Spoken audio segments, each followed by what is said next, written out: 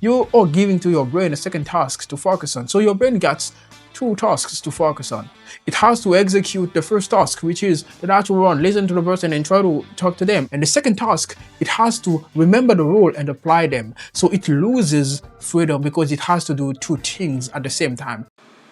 Est-ce que toi aussi tu as remarqué ce phénomène? Plus tu passes du temps à apprendre une langue, plus il devient difficile pour toi de parler cette langue-là. Plus tu t'investis dans l'apprentissage du vocabulaire d'une langue, plus il devient difficile pour toi de trouver tes mots lorsqu'il s'agit de faire des phrases ou de t'exprimer dans cette langue-là.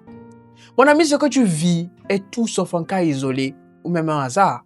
C'est quelque chose qui est prouvé par la science d'ailleurs, et ce phénomène a un nom, on appelle ça le doldrums ou the intermediate plateau.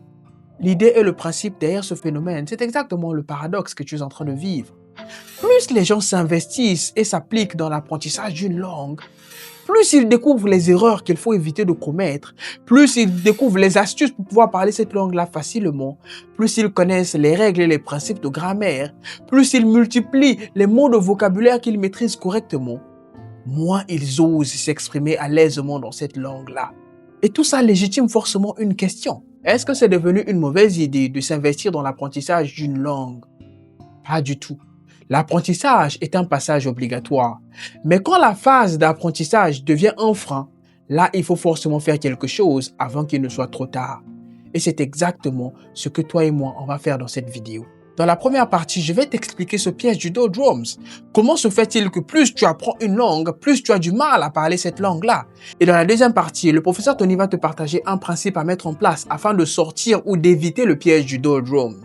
Mais avant qu'il n'arrive, posons-nous d'abord la question. Comment tombe-t-on dans le piège du doldrums? Si tu te rends compte que plus tu apprends et maîtrises une langue, moins tu as du mal à parler dans cette langue-là, c'est tout simplement parce que les règles et les connaissances que tu découvres constituent en fait une tâche pour ton cerveau. Lorsqu'au beau milieu d'une conversation, tu commences à penser « Ah oui, je me souviens que j'avais suivi une vidéo dans laquelle on avait dit que quand je parle anglais, il ne faut pas que je puisse réfléchir d'abord dans ma tête en français ou traduire dans ma tête en français avant de parler. » Tu envoies un autre signal à ton cerveau. Tu dis à ton signal « attends, ne fais pas ça, viens ici. » Tu donnes en fait à ton cerveau plusieurs tâches à faire. Et du coup, qu'est-ce qu'il se passe? Ton cerveau bloque. Ton cerveau n'ose plus. C'est ça la chose. Parce que lorsque tu à des connaissances, des erreurs qu'il faut éviter ou des astuces, ça représente en fait des tâches que ton cerveau doit appliquer alors qu'il a déjà une autre tâche ici. Tu demandes à ton cerveau d'exécuter deux tâches à la fois.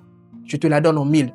C'est impossible pour ton cerveau. C'est impossible pour mon cerveau. C'est impossible pour le cerveau humain tout court de faire du multitasking.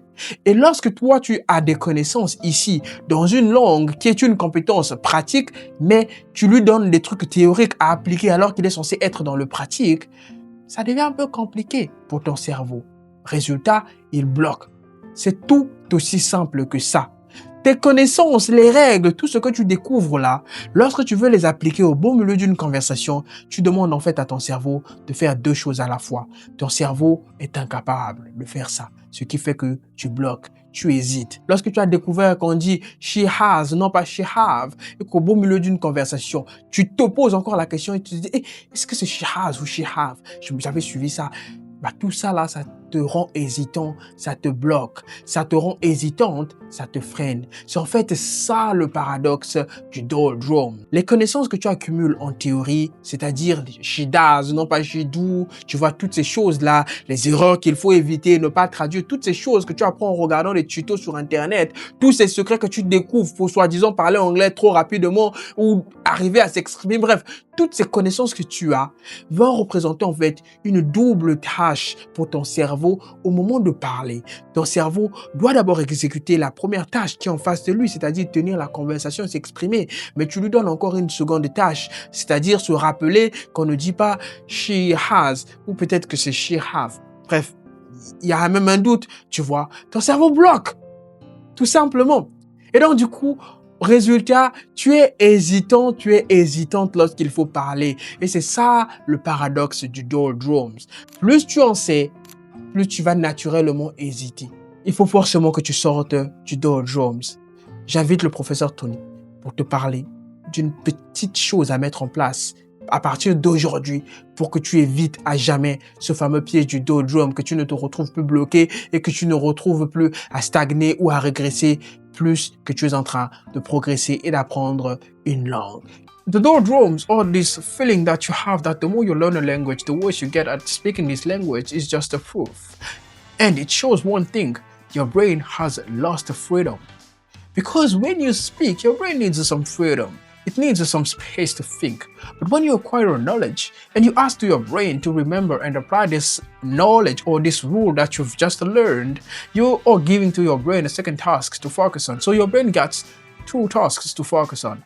It has to execute the first task, which is the natural one, listen to the person and try to talk to them. And the second task, it has to remember the rule and apply them. So it loses freedom because it has to do two things at the same time. Therefore, it is stuck. It gets harder for your brain to listen to the person carefully or even knowing what to say. Therefore, the result and the consequence of all this, it's the feeling that you have that you dare not speaking, you hesitate, you don't know what to say, or if you're saying it right or wrong, you are overthinking, you slow down the more you learn. The only way for you to fix this problem with the doldrums is to remember that there is no advice, no trick that is absolute when it comes to learning a language.